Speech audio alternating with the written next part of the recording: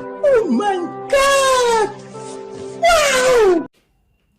Hey guys, welcome to another video. So this is the final video for now in my mini shrimp series, and if you're new to the channel and you haven't seen my previous videos in the mini shrimp series, just go ahead and check out the playlist on the channel called the shrimp series.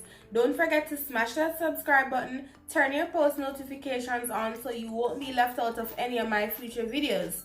So today's video is about some stew peas shrimp. So if you're a lover of stew like I am, this video is definitely for you. You will love this one, and I kid you not, this one definitely have a buzz.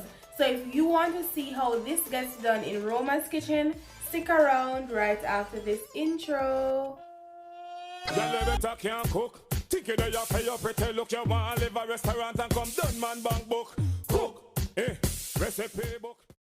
Okay guys, here I have 1 cup of red kidney beans or peas. I've added 2 pieces of ginger and 2 cloves of garlic.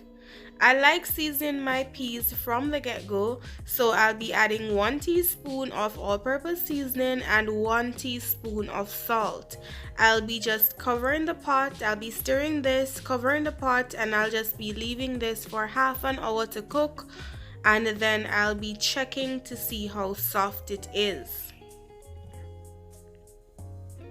Now onto seasoning my shrimp guys. I'm adding just 1 tablespoon of all-purpose seasoning, and I'm just adding also 1 tablespoon of my orange seasoning blend.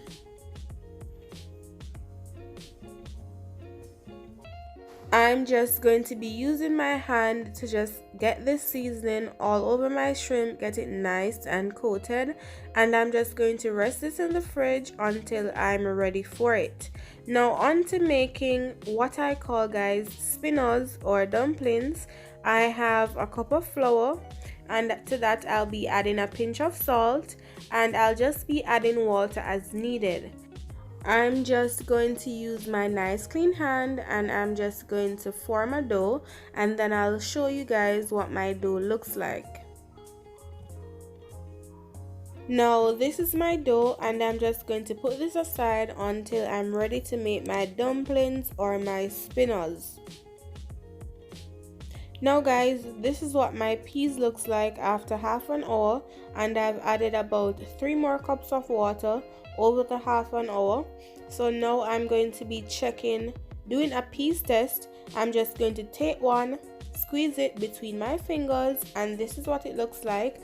So I'm actually going to give this about 15 more minutes to cook. Then I'll be just adding some more things to the pot. So now I'll be adding some coconut milk, and my coconut milk is very much good guys. It's just looking this way because it was in the freezer and it didn't thaw completely. Now I'm seasoning this to taste now, so I'm adding a pinch of salt, a tablespoon of all-purpose seasoning, some dried thyme leaves, and some pimento grains or allspice. I'll just be adding also some green onions or some scallions, and then I'll be going in with 1 bird's eye pepper, or if you have a Scotch bonnet pepper or chili flakes, that will be fine. Now I'm just going to give this a nice little stir and allow it to boil until I make my spinners to add to this. So in making my spinners guys, I'm just going to take the dough, I'm going to pinch a piece of the dough, then I'm going to place this piece between my palms, and I'm just going to be rolling it, just rolling it, that's all. Then flip it, roll it again, and guys, voila, here you have one of the dumpling, and I'll be making the rest off camera. Now this is my pot bubbling a little over medium heat. To this I'll be adding in some nicely chopped carrots. Then I'll be adding in some red and green bell peppers. Then I'll be adding in my spinners, and they're not too big, they're not too small. I just made these to my liking, and you can do the same when you're making this dish. To the pot, I'll also be adding just a little olive oil, and I'll just be moving these around and allowing my dumplings to cook for about 5 minutes before I add in my shrimp to cook for another 5 minutes.